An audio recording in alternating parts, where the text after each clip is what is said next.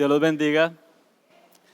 En esta tarde quiero saludar de una manera muy especial primeramente a mi pastor. Pastor, feliz cumpleaños. Gracias por el privilegio que me dio de poder compartir la palabra el día de hoy. Quiero también saludarlos a todos ustedes que son tan valiosos para el Señor. De verdad que quiero saludarlos y mandarles este abrazo desde aquí. Cada uno de ustedes es muy importante para el Señor y es un privilegio para mí poder compartir hoy con ustedes. Quiero saludar a las personas que nos visitan por primera vez. Eres bienvenido siempre en esta casa. Y a mi público en general, muy buenas tardes. Hermanos, este es el día que el Señor ha hecho para nosotros. Es el día en el que nos hemos reunido aquí en la casa del Señor con un solo propósito. El propósito, puede tomar asiento, el propósito de darle gracias a Él, el propósito de adorarlo a Él. Y ya lo hemos adorado, le hemos agradecido a través de la alabanza. También hemos pasado por un tiempo importante que es el tiempo de la ofrenda y del diezmo. Y ahorita nos disponemos a recibir de la palabra del Señor. Entonces discúlpeme que lo hice sentar, quisiera que se pusiera de pie y me acompañara con esta oración. Padre santo y amado, Señor, te doy las gracias, Rey, por este día. Te pido que en este momento, Señor, seas tú hablando a través de mí, Señor, y que esta revelación especial, Señor, que es tu palabra, que es la revelación dada a nosotros sobre la cual y a través de la cual, Señor, tú te muestras a nosotros y nos revelas, Señor, tu grandeza, nos revelas tu carácter, Señor, y cómo eres tú y la forma en que piensas, lo que es correcto y lo que no. Te pido, Señor amado, que en este momento seas tú hablándola, Señor, a tu iglesia, a través de mí, Señor amado, que me uses en el nombre de Jesús, te lo pido, Rey, y que esta palabra que hoy voy a soltar, Señor, que he preparado, Señor, que sea una palabra fértil, Señor, y que pueda ser, Señor, pueda crecer, que pueda ser nido, Señor amado, en el corazón de cada uno de los que la escuchan, Señor, que no vuelva vacía, sino que por el contrario produzca fruto. Bendice cada una de las personas aquí presentes, Señor, a sus familias, Señor, y a todas las personas que ellos representan estando aquí enfrente de tu presencia, Señor. Alabamos tu nombre, te bendecimos y te damos gracias en el nombre de Jesús. Amén. Puede tomar asiento, muchas gracias. La semana pasada, cuando el pastor me abordó y me dijo que me correspondería el día de hoy el tiempo para poder compartir la palabra, me dejó saber que en su corazón él tenía el deseo de enseñar a su iglesia el Evangelio de Juan, que el Señor estaba poniendo en su corazón el deseo de que nosotros estudiáramos juntos el Evangelio de Juan. Así que el día de hoy tengo el inmenso privilegio de hacer apertura a una serie de predicaciones que vamos a tener, lideradas por supuesto por nuestro pastor, pero también con la ayuda de todos los predicadores de esta casa, en donde vamos a estar sumergiéndonos en el Evangelio de Juan. Así que el día de hoy yo traigo primeramente un pequeño resumen, un pequeño prólogo de lo que contiene este maravilloso libro, y después de compartir esta introducción quiero traerle una enseñanza que estudiando para este día encontré y que la tomé directamente, la extraje de un teólogo, un hombre llamado Richard Sproul, espero que lo haya pronunciado bien. Este hombre es un teólogo que realmente cautivó mi pensamiento y me asombró la forma en que él describía precisamente el prólogo del Evangelio de Juan, que es lo que vamos a estar viendo el día de hoy. Para mi sorpresa, cuando empecé a estudiar acerca del Evangelio de Juan, me di cuenta que de hecho, cuando hablamos del autor original del Evangelio de Juan, hay varias hipótesis. Cuando uno dice Evangelio de Juan, bueno, el autor es Juan, bueno, parece que hay varias hipótesis sobre quién realmente escribió el libro. Y no voy a profundizar mucho en todas las hipótesis que hay, pues porque no nos alcanzaría el tiempo, pero el día de hoy yo voy a asumir y voy a dar esta enseñanza partiendo del principio de que el escritor del Evangelio es efectivamente el apóstol Juan. Este Evangelio fue escrito aproximadamente entre el 85 y el 110 después de Cristo, posiblemente en Éfeso, donde el apóstol Juan se refugió después de la destrucción del templo en el 70 después de Cristo. Este libro comprende aproximadamente 3 años de historia, entre el 29 y el 33, en donde se comprende el ministerio terrenal del Señor Jesús. Si tú comparas los otros 3 evangelios, el evangelio de Mateo, el evangelio de Marcos y el evangelio de Lucas, ellos son muy similares en su forma.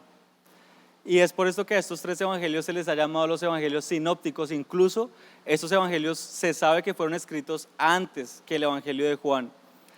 lo que hace al Evangelio de Juan un evangelio único. Y este evangelio se ha llamado como el evangelio suplementario, porque es único en su tipo, en estructura. Este evangelio, a diferencia de los otros, no contiene tantas parábolas como en los 3 primeros. Al contrario, tiene muy pocas. Pero lo que sí hay allí es entrevistas de testigos que hubo en la época de nuestro Señor Jesús, entrevistas que él mismo autor hizo. También encontramos aquí en este evangelio que no está escrito cronológicamente, sino que el autor realmente lo que intentó, en vez de ofrecer una biografía de nuestro Señor Jesús, lo que él intenta es tratar de llevar al lector, que somos nosotros y han sido las personas que han leído este evangelio por más de 2000 años, él intenta hacer que el autor tenga una profunda reflexión sobre la persona del Hijo de Dios y sobre el ministerio y el misterio de la redención que nos ha sido revelado a través de este evangelio. Claramente podemos encontrar literalmente escrito cuál es el propósito de este evangelio en el capítulo 20, versículo 31. Y dice así: para que creáis que Jesús es el Cristo, el Hijo de Dios, y para que creyendo tengáis vida en tu nombre. Ese es el propósito que tenía el autor del evangelio de Juan cuando lo escribió.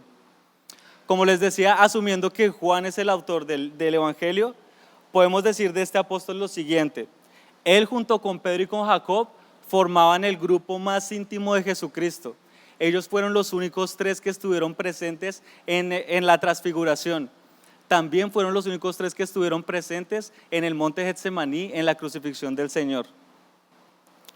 El Señor Jesús fue a ellos 2, a Juan y a su hermano Jacob, fueron los 2 primeros apóstoles a quienes él llamó, siendo ellos antes apóstoles de Juan el Bautista. Juan también se le atribuye las siguientes escrituras: la primera, segunda y tercera carta de Juan, y también, por si usted no sabía, el libro del Apocalipsis también se le atribuye al apóstol Juan.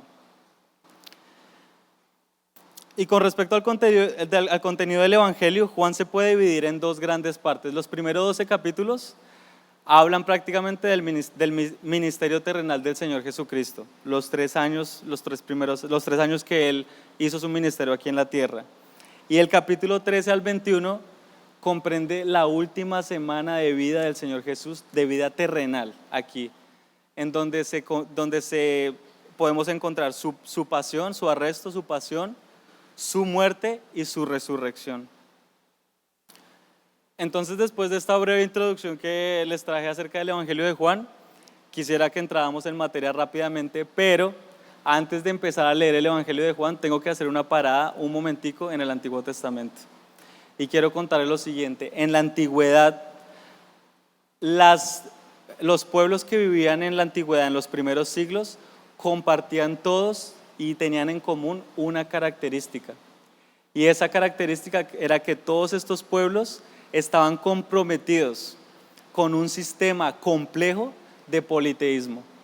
En otras palabras, todas estas civilizaciones del Mediterráneo creían en muchos dioses, como por ejemplo los romanos, que tenían dioses para cada una de las esferas de preocupación del ser humano. También, por ejemplo, los griegos, ellos también tenían todo su panteón completamente de dioses, pero hoy no les vengo a hablar de ellos, vengo a hablarles de un pueblo que destacó de todos estos pueblos, que sobresalió, porque a diferencia de todas estas civilizaciones del Mediterráneo, ellos estaban comprometidos con la práctica, con un sistema muy avanzado de monoteísmo. Y estamos hablando del pueblo de los hebreos. Desde el inicio de los primeros capítulos del Antiguo Testamento podemos ver allí cómo se revela Dios. Un Dios que es el Altísimo, un Dios que se define a Él mismo como el único Dios, un Dios que no está encerrado en las fronteras de Israel, sino que se atribuye la creación no solamente de este planeta, sino de todo el universo. Un Dios que es más grande, que es más alto, un Dios que es el creador de los cielos y de la tierra, que crea y que gobierna sobre todas las cosas. Y el trabajo de la comunidad religiosa del pueblo de Israel era precisamente hacer énfasis en esta idea. hacer hincapié en este punto que solo hay un Dios, que es un Dios singular y no hay ninguno fuera de Él. Así que en el libro de Deuteronomio, y este es el primer versículo al que lo quiero llevar, capítulo 6, versículo 4, encontramos algo que para los judíos ellos le llaman el Shema. ¿Qué es el Shema? El Shema era una idea profundamente arraigada en la conciencia del pueblo judío. Y quiero que usted lo lea conmigo, versículo 4 y 5. Oye bien, Israel, Jehová nuestro Dios, Jehová uno es. Y amarás a Jehová tu Dios de todo tu corazón y de toda tu alma y con todas tus fuerzas. Hasta ahí lo dejamos. Esta era la idea más importante, era la premisa más importante que el grupo de religiosos del pueblo de Israel se encargaban diligentemente de que las personas la supieran. ¿Por qué digo esto? Vamos al siguiente versículo, versículo 6, por favor. Y estas palabras que yo te mando hoy estarán sobre tu corazón y las repetirás a tus hijos y hablarás de ellas estando en tu casa y andando por el camino y al acostarte y cuando te levantes, y las atarás como una señal en tu mano y estarán como frontales entre tus ojos. Las escribirás en los postes de tu casa y en tus puertas. Como podemos ver aquí, esta idea era recitada en sus liturgias. Era tan importante que debía enseñarse a diario, al levantarse, al acostarse, al sentarse a hablar. Debían escribirlo en su mano y en su frente, y era la tarea principal de los padres y que diligentemente le dijeran esto al niño que estaba creciendo desde muy temprana edad. Y todo esto porque aquí el autor de Deuteronomio nos deja ver la importancia de este concepto de la unicidad, de la singularidad, de este aspecto que caracteriza a Dios, de que Él es uno solo y es el único Dios.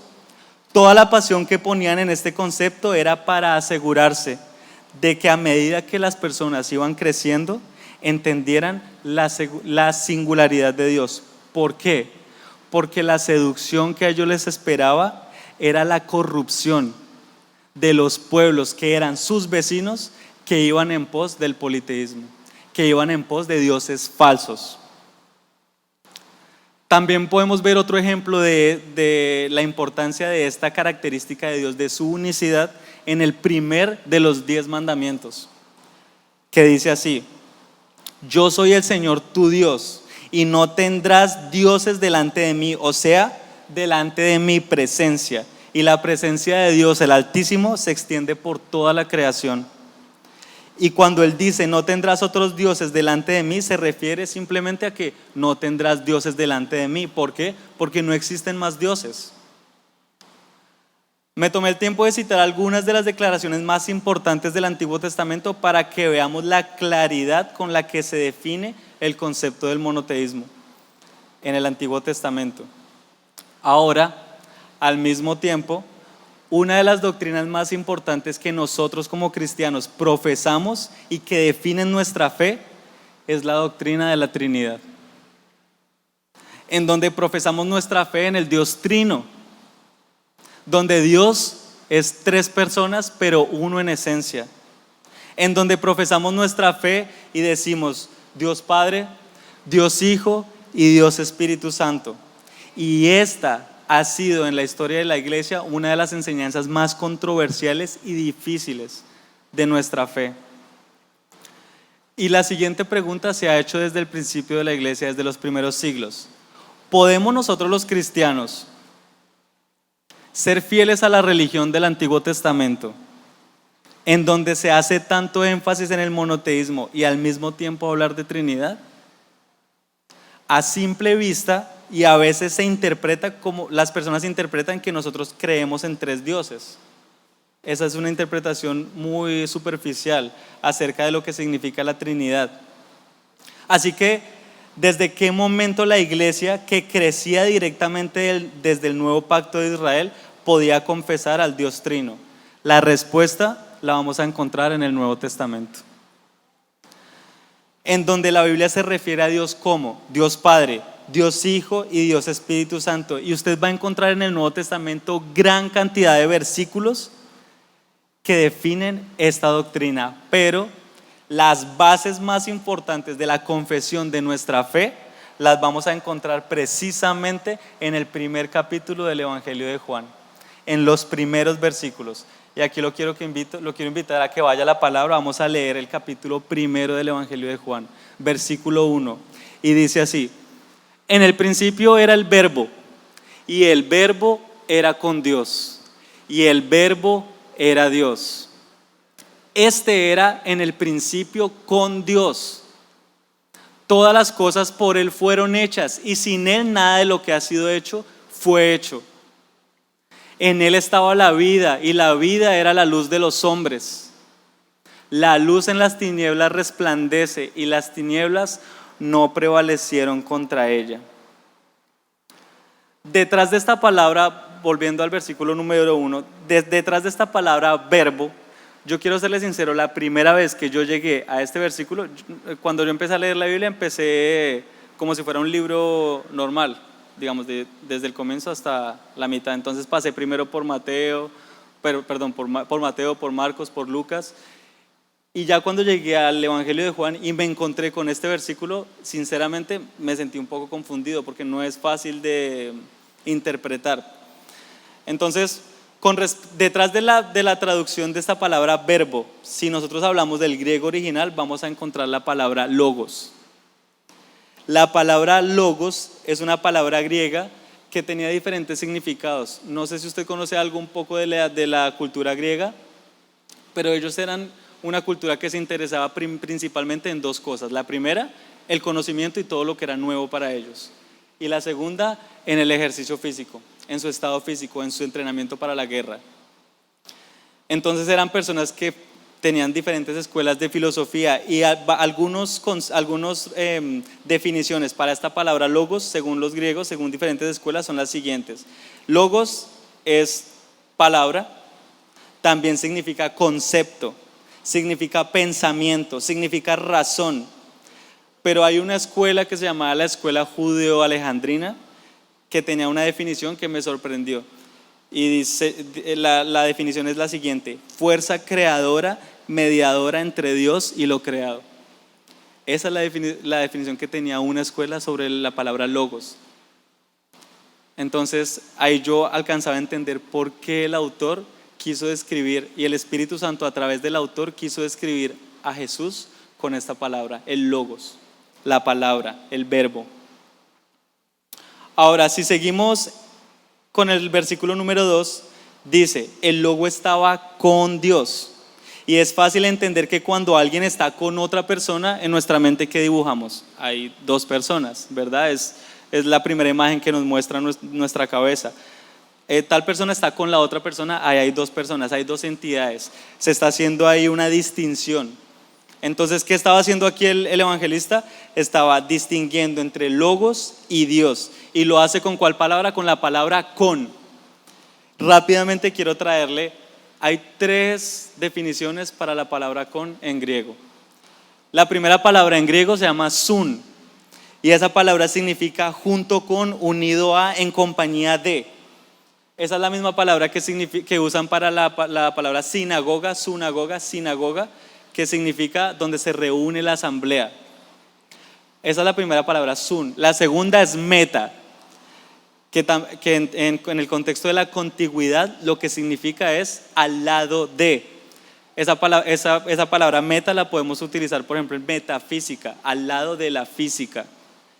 Pero la tercera y la más interesante de todas es pros, la palabra pros, que también es la base para la palabra prosopón, que esta palabra lo que significa es si nosotros tradujéramos al español de hoy, significa cara, significa persona, pero en el contexto de la contigüidad de la palabra con, lo que nos muestra esta palabra que usó el autor ahí es que allí había una relación cara a cara entre el verbo y Dios, que es prácticamente la relación más íntima que puede haber entre dos entidades, entre dos personas. Estar cara a cara, es una perspectiva más íntima. Así que podemos, digamos, me tomé este tiempo para explicar esta parte, pero la parte que vino, digamos, no a confundir, pero como a hacernos muchas preguntas es el siguiente versículo. Entonces dice, en el principio la palabra era la palabra, y la palabra estaba en esta relación reunido con Dios, al lado de Dios, cara a cara con Dios. El siguiente versículo dice así, el Logos estaba con Dios y el Logo era Dios. Y es aquí en donde nos explota la cabeza, porque después de que hace la distinción el evangelista entre dos entidades, ahora Juan usa la palabra era. Y es en este versículo donde nosotros podemos ver y podemos demostrar claramente que se le está atribuyendo divinidad, que se le está haciendo una ascripción de deidad al Señor Jesucristo. Que el verbo tiene divinidad, que en otras palabras el verbo es Dios. Entonces así entendemos, por un lado, la palabra se diferencia de Dios, pero por otro lado la palabra se identifica como Dios. El Logos se diferencia de Dios, pero por otro lado se identifica como Dios. Ahora, no es solamente a través de estos versículos que se empezó a desarrollar la teoría de la Trinidad. Hay otros versículos, hay otros ejemplos. Pero es a través de este versículo que precisamente fue cautivado el pensamiento de los estudiosos en los primeros siglos, porque no solamente era difícil de entender, sino que además describe una visión tan alta, describe una visión tan exaltada y tan majestuosa del Hijo de Dios, de Jesús. Quisiera también traer otro ejemplo que también lo extraje de la misma enseñanza, y es lo que también lo encontramos en el Evangelio de Juan, y es lo que pasó con Tomás. El apóstol Tomás, después de que el Señor resucitó, dice la palabra que el Señor se presentó primero a las mujeres y a otros discípulos. Y ellos, los que primero vieron al Señor, fueron rápidamente a llevar el testimonio a los otros apóstoles en donde se encontraba Tomás. Y cuando dice la palabra que cuando Tomás escuchó el testimonio de que el Señor había resucitado, ¿qué dijo Tomás? Él dijo, hasta que yo no meta mi mi dedo en los hoyos, en las cicatrices de los clavos de él, y hasta que no meta mi mano en su costado, no voy a creer. Una semana después, ellos estaban en el aposento alto y se presenta el Señor Jesús. ¿Y qué es lo primero que hace? Le dice, Tomás, ven, te invito a que toques mis manos, que metas tu mano en mi costado y compruebes y así creas. Ahora, lo interesante de esta parte es que después la Biblia no dice si Tomás lo hizo o no. El versículo siguiente muestra a un Tomás alabando al Señor. Y Tomás le dice, Señor mío y Dios mío. En este versículo Tomás también le está dando el título de divinidad al Señor Jesús. Y recuerden que Tomás, al igual que todos los apóstoles, fueron niños que crecieron en la cultura judía, que si había algo arraigado en su mente, era la idea de que ellos no podían adorar a otros dioses o a nada que fuera creado, porque el segundo mandamiento dice, no tendrás dioses delante de mí. Y la esencia de la idolatría simplemente es adorar lo que es creado y no al creador.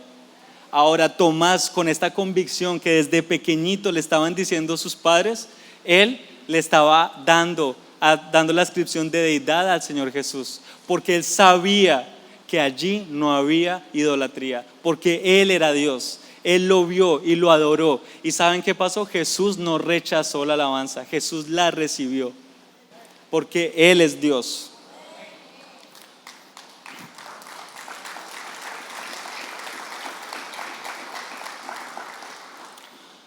Más adelante en el capítulo 14 del Evangelio, el Señor está anunciando a sus apóstoles su partida.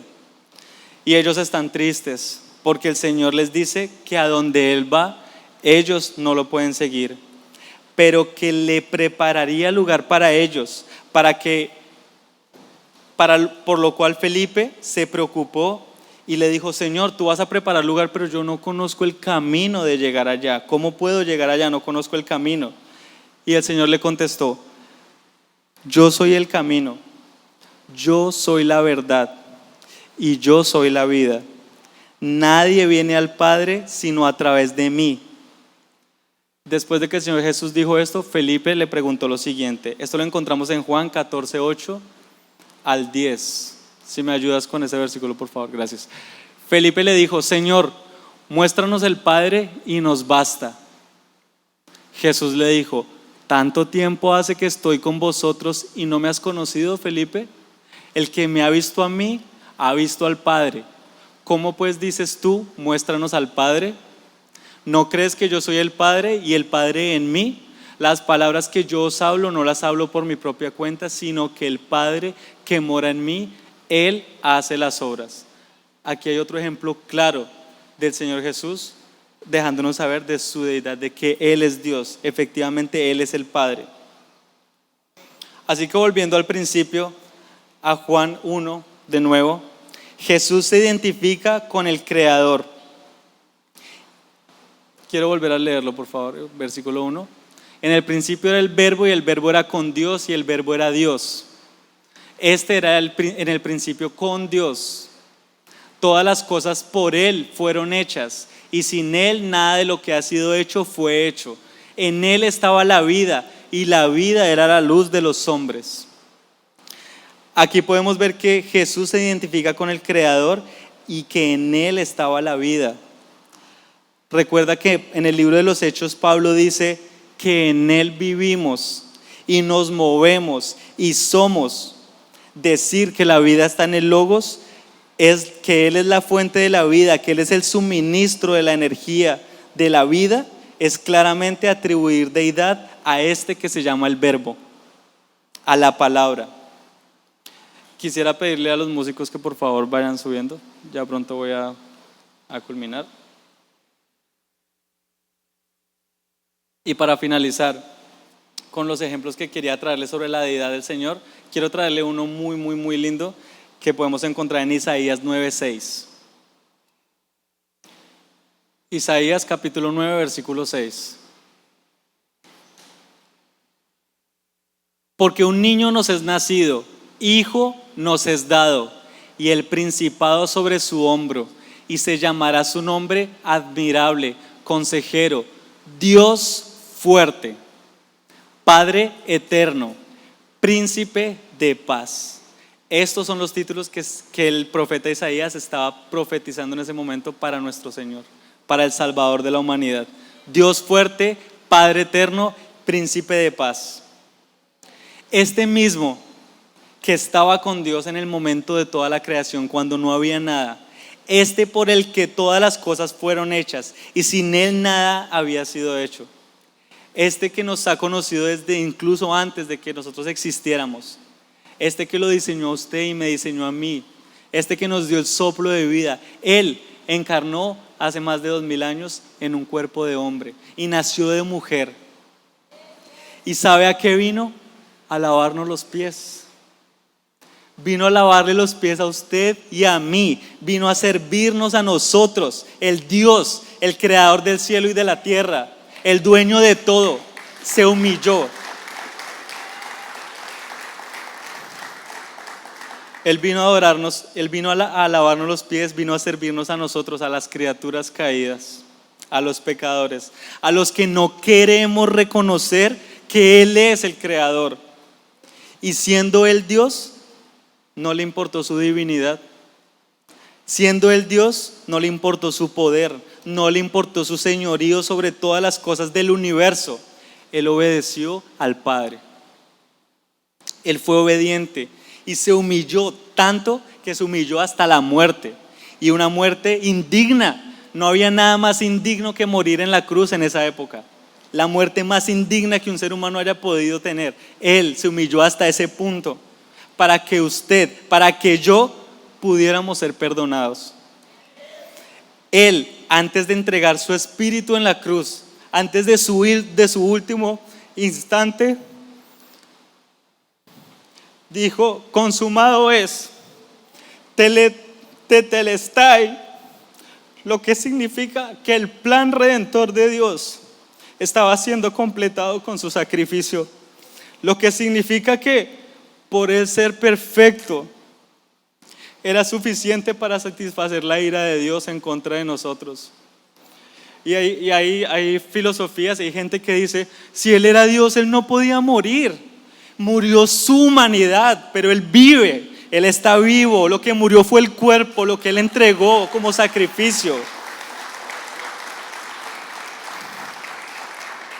Y después de este sacrificio, después de ese momento, todo aquel que confíe en la obra de Jesucristo, que crea que Él es el Hijo de Dios y que se arrepienta, podrá recibir el perdón de sus pecados.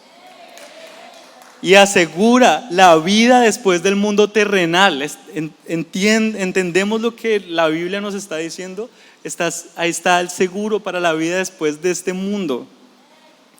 Lo que nos lleva al final de este mensaje, el cual quiero culminar, quizá y sin duda, con el versículo más famoso de la iglesia cristiana, Juan 3:16, que también lo encontramos en este precioso evangelio, el cual empezamos a estudiar hoy. Porque de tal manera amó a Dios al mundo, que ha dado a su Hijo unigénito, para que todo aquel que en Él crea no se pierda, mas tenga vida eterna, porque Él es el contenedor de la vida, el dueño de la vida. Este versículo que usted ve ahí resume el plan redentor de Dios. Él resume el plan redentor de nuestro Creador. No podríamos salvarnos a nosotros mismos. No hay nada que usted pueda hacer para salvarse, nada. Solo nos esperaba un destino. Todos tenemos el mismo destino, la muerte eterna.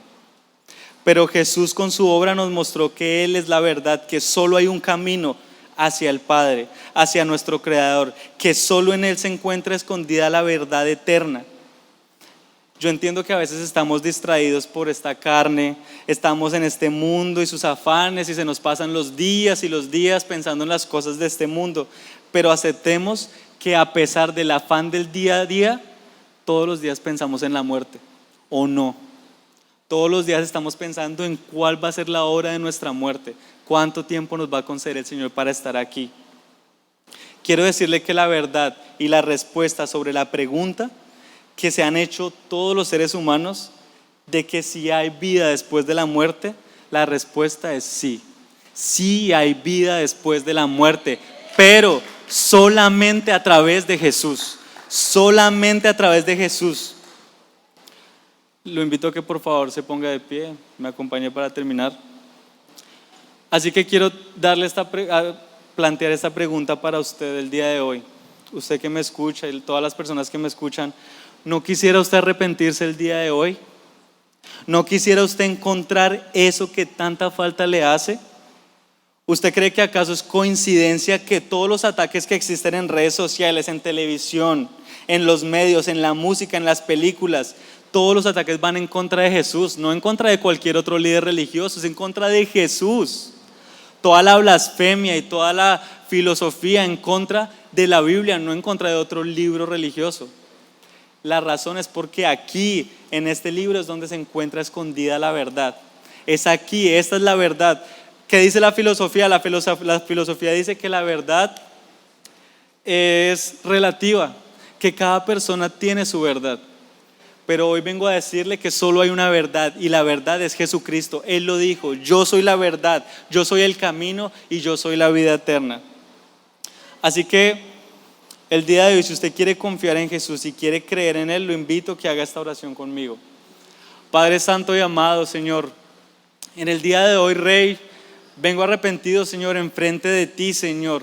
Te pido que me disculpes por mi incredulidad, Señor. Te pido que me disculpes por mis pecados, Rey. Te pido que me perdones por vivir una vida apartada de ti, Señor. En el día de hoy, Señor amado, te doy gracias por tu inmensa misericordia y gracias, Señor, que me ha traído hasta el día de hoy, que me ha sostenido hasta el día de hoy. Así no quisiera reconocerlo, Señor. Creo en el Señor Jesucristo, creo que Él es Dios, creo que es el Hijo que tú enviaste, Señor, porque no había forma, No hay nada que yo pudiera hacer para ser salvo, Señor, pero tú enviaste a tu Hijo, Señor, para que Él entregara, Señor, su vida para salvar la mía, Señor. Gracias, Rey fuerte y poderoso, porque te apiadas de mí, Señor, y no me consumes, Señor, sino que me das la oportunidad, Señor, y te revelas. Y todos los días, por un lado y por el otro, escucho Jesús, Jesús, Jesús por aquí, Jesús por allá. Ahí estás tú, Señor, ofreciendo la salvación como el pan de cada día, Señor. Y no hay nada que tenga que pagar por Él, es gratis. Solo debo creer y declarar en mi corazón, Señor. Perdóname, Señor. Gracias por tu misericordia, Señor. Gracias por tu amor. Gracias, Señor, porque has traído salvación a través de tu Hijo, Señor. Creo en Él, creo que es tu Hijo, creo que murió en una cruz por nosotros, por la humanidad, Señor. Y creo que a través de Él, un día podré reunirme contigo, Señor, cuando este mundo pase, Señor. Bendice, Señor, la vida de todas las personas presentes, Rey. Pongo en tus manos todas sus preocupaciones, Señor, todo su estrés, la ceguera, Señor, que nos produce el afán del día a día. La pongo en tus manos, Señor, para que hoy despiertes su corazón y para que les muestre, Señor, que el principio de la sabiduría es el temor a ti, Señor. Que la que debería ser la madre de toda la ciencia sería el estudiarte a ti, Señor, el tratar de conocerte a ti por encima de todas las cosas, como dice el primer mandamiento. Ámame a mí por encima de todas las cosas, con toda tu pasión y tu corazón. Guía, Señor, a mis hermanos, guíanos, Señor. Gracias por tu misericordia, por tu gracia, que tanto ha costado, Señor. Gracias, Señor. Bendice, Señor, la vida de todas las personas de mi iglesia, de mis pastores, Señor, de mi familia. Te damos gracias, Señor, en el nombre poderoso de mi Señor Jesús. Amén.